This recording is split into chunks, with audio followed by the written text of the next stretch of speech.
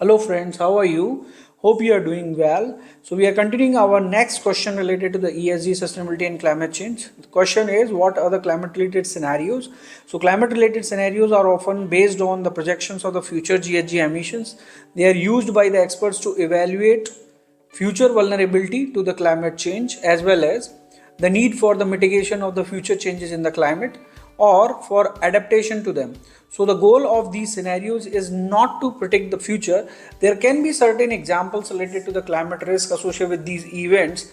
So there are certain scenarios like droughts, floods and storm, we can say displacement, wildfire, we can say ocean coral bleaching, and we can think about the extreme heat and its deadly impacts, or we can think about the intense tropical cyclone activities. Okay, so these are certain scenario examples actually. Next is, what is the climate stress testing? So the objective of this climate change stress testing is to assess how the climate related risk impact business across all sectors and geographical locations under the stress scenarios. So for climate related risk stress test methodology, there are certain steps like portfolio analysis, scenario selections. We can think about the stress test modeling, calibrations and impact assessment and their disclosures. So what are the climate related stressors? So for an example, climate stressors such as sea level rise, more frequent floods, droughts are often cited as consequences of the climate change. So however, a great deal of uncertainty surrounds the extent, timing and the location of these climate stressors. So as I said, certain examples of climate stressors like droughts, rainfall variability, floods, temperature increase, seawater temperature, sea level rise. We can think about, there are certain industries which can be impacted because of these stressors: agriculture, water resources, coastal zones areas and energy sector can be impacted because of these. Okay, so if we take an example of the energy sector, so there are certain factors which we need to consider here, like increased evaporation in the water storage areas and reduced river flows, resulting in the reduced water availability for the hydropower generations, increased energy consumptions. Think about the agriculture sector, where we can say loss of productive land. Okay, and we can think about shortening the growing seasons.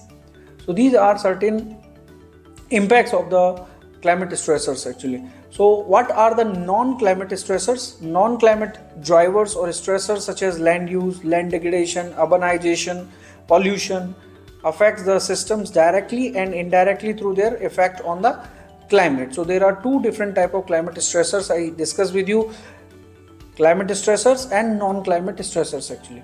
Next is about, why is climate risk a financial risk? So climate risk drivers include physical risk from rising temperatures, high sea levels, we can say more destructive storms, floods and wildfires.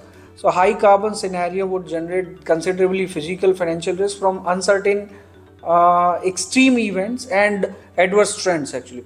So the impact of the climate change will prompt substantial structural adjustments to the global economy.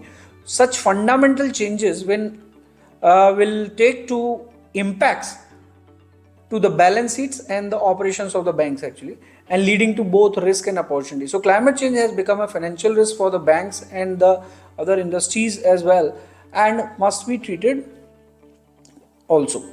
So next is about, what are the physical and transition climate related risk examples and their financial impact. So we can say the physical risk of the climate change are related to the including chronic risk like extreme heat, droughts and water stress, and water excess, as well as acute risk like wildfires, hurricanes and flooding. Then we can think about the climate change transition risk, which is the risk inherent in the changing strategies, policies or investments as society and industry work to reduce its reliance on the carbon and impact on the climate change. So there are certain potential financial impacts which can lead to the production or operation disruptions, supply chain disruptions, physical damage to the assets, change in the resources, input prices, and change in the demand for the products or services, we can say. The next question is about, what is the meaning of the carbon footprint? A carbon footprint is about the total greenhouse gas emission caused by an individual, event, an organization, service, place or product, or and it is being expressed as carbon dioxide equivalents. So this is called as the carbon footprint. So this is about total greenhouse gas emissions generated. Next is about the term of decarbonization. What is the decarbonization? The decarbonization meaning is reduction of the carbon. Precisely meant is the conversion to an economic system that sustainably reduces the carbon and compensates the emissions of carbon dioxide section. So the long-term goal is to create a CO2 free global economy where we can take certain examples related to the decarbonization initiatives or sustainable initiatives where we talk about the carbon capture, utilization and storage CCUS, okay, where we take an example of the flue gas captures, direct air captures, right? And then we talk about the fuel switching, going from fossil fuels to the renewable energy sources, electrification, talking about the energy optimization, renewable integrations, energy storage, hydrogen generation. So these are certain examples related to the initiatives for decarbonization. Next is about what is the meaning of the carbon offset.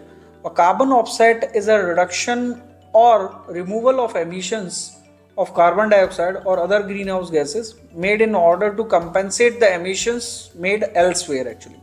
So offsets are measured in tons of carbon dioxide equivalents. So carbon offsets schemes allows individuals and companies to invest in the environmental projects around the world in order to balance out their own carbon footprints. So the projects are usually based in different countries and most commonly are designed to reduce future emissions. So carbon offsets allows you to balance out the emissions. What is the meaning of carbon sequestration? Carbon sequestration is the process of storing the carbon in a carbon pool. So we can think about carbon dioxide is naturally captured from the atmosphere through biological, chemical and physical process. This is again called as carbon sequestration.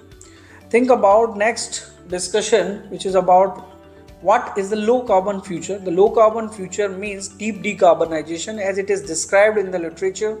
Like we can think about conservation and efficiency, consuming less energy and using energy more efficiently in the buildings, transportation and industry. So these are the main pathways to a low carbon future. Certain examples which we can say. Then low carbon business or low carbon economy, or we can say decarbonized economy, is an economy based on energy sources that produces low level of greenhouse gas emissions. Shifting to a low carbon economy on a global scale could bring substantial benefits both for developed and developing countries actually. Next is about what is the meaning of carbon credit. So according to the Corporate Credit Institute, CCI, a carbon credit is a tradable permit or certificate that provides the holder of the credit that right to emit 1 ton of carbon dioxide or an equivalent of another greenhouse gas. So carbon credits were devised as a market-oriented mechanism to reduce greenhouse gas emissions. Companies get a set number of credits which decline over the time and they can sell any excess to another company as well. So thus we can see cap and trade mechanism is an incentive to reduce the emissions actually. Next is about what is a low carbon strategy. Low carbon strategy outlines the roadmap or pathway for reducing the greenhouse gas emissions. It concerns all sector of activities and must be endorsed by everyone, citizens, communities and businesses. The carbon market is a market in which we trade carbon emissions allowances, and the market aims to encourage companies to limit their emissions of CO2. So we can think about meaning of carbon market. Now meaning of carbon market, where the market where we are trading the carbon emission allowances. So it also wants to encourage countries to reduce their emissions as well. Next question is about what is the meaning of carbon trading. Carbon trading is the buying or selling of the carbon credits that permit a company or other entity to emit a certain amount of the carbon dioxide. The carbon credits and the carbon trades are authorized by the governments with the goal of gradually reducing overall carbon emissions and mitigating their contribution to the climate change actually. Next question is about what is the meaning of climate finance. Climate finance is the finance that aims at the reducing emissions and enhancing the sinks of greenhouse gases, and aims at reducing vulnerability of and the maintaining and increasing the resilience of human and ecological system to negative climate change impacts. So climate finance, again I will repeat it, climate finance is the finance that aims at reducing the emissions and enhancing the sinks of greenhouse gases. So next is about what is the meaning of Green Climate Fund. Green Climate Fund is the world's largest environmental fund that seeks to help developing nations in cutting down their greenhouse gas emissions while at the same time making them adapt suitably to the climate change. So we can say Green Climate Fund, a critical element of the historic Paris Agreement, is the world's largest climate fund, mandated to support the developing countries raising and realizing their nationally determined ambitions towards low emissions or climate resilient pathways. What is the meaning of climate risk financing? Climate risk financing program provides donors with an opportunity to invest in the approaches which transforms the current humanitarian model and which is focused on repetitive crisis responses and moving to a model which is based on forward looking and anticipatory risk management practices. We can think about conservation of biodiversity, climate change mitigation, sustainable transportation, adaptation to the climate change, renewable energy, sustainable agriculture, energy efficiency, and climate change resilience in climate risk finance when we are discussing. So why the climate risk important for the banks? So the climate change risk has made it imperative for banks to take up sustainable finance. Climate related risk manifest in frequent and destructive weather patterns, which is causing significant losses to the public, corporates, banks, insurance companies, and posing a serious threat to the financial stabilities. Next is about what is the meaning of climate related reporting. So the greenhouse gas reporting program or climate related reporting program prescribes methodologies that must be used to determine GHG emissions from each source of category. All reports submitted to the government bodies or the authorities are evaluated by the electronic validation and verification checks, and the report documents indicators of the climate system including greenhouse gas concentrations, increasing land and ocean temperature, sea level rise, melting ice, glacier retreat, and extreme weather events. But why does this climate reporting matters actually? What is the importance of the climate reporting actually? We can think about sharing the leading practices among the peers, benchmarking against internationally recognized standards, strengthening our climate risk management and resilience programs, and stay ahead of the global regulations actually. So this is why we can say climate reporting matters to us actually. Next is about this climate risk reporting. It calls for the assessment of both the risk and opportunity side of the transition and physical climate change impacts and creates a reporting framework which is allowing institutions to prepare themselves for upcoming regulations. So the climate risk reporting journey, a corporate governance where we can say where do we need to go exactly. So the governance foundations we need to decide, developing board understanding of the climate related risk and opportunities, and mechanisms for evaluation and overseeing it. And we go for route selection where we see strategy, financial planning, risk management, capex, dynamic navigation, risk management, overseeing. What are we can think about what are the milestones actually, appropriate benchmarks, metrics, and targets, and think about the communicating path. Communication path means either annual reports or sustainability report or ESG reports. We can say this is a roadmap for climate related risk reporting. We discuss about one of the climate related reporting framework which is called TCFD, Task Force on Climate Related Financial Disclosure, which was created by Financial Stability Board to develop the consistent climate related financial risk disclosures for the use by companies, banks, and investors in providing the information to the stakeholders, where we have four core elements of the climate related financial disclosures, which are governance, strategy, risk management, metrics and targets. So the organization's governance and around the climate related risk and opportunities, we think about the strategy, the actual and potential impact of the climate related risk and opportunities on the organization's business strategy and in the financial planning as well.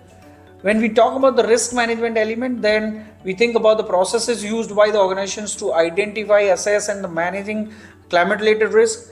And finally, we talk about the metrics and targets which are being used to assess or evaluate and finally manage the relevant climate related risk and opportunities. So in TCFD reporting framework, there are four core elements, as I said: governance, strategy, risk management and metrics and targets actually. Next is about the aim of this climate related disclosure of TCFD framework. So it is to help identify the information which is needed by the investors, lenders and insurance underwriters to appropriately assess and price climate related risk and opportunities. So there are four core elements and 11 different recommendations related to the TCFD. Thank you very much friends for the now. We will continue our discussion from the next discussion. Thank you.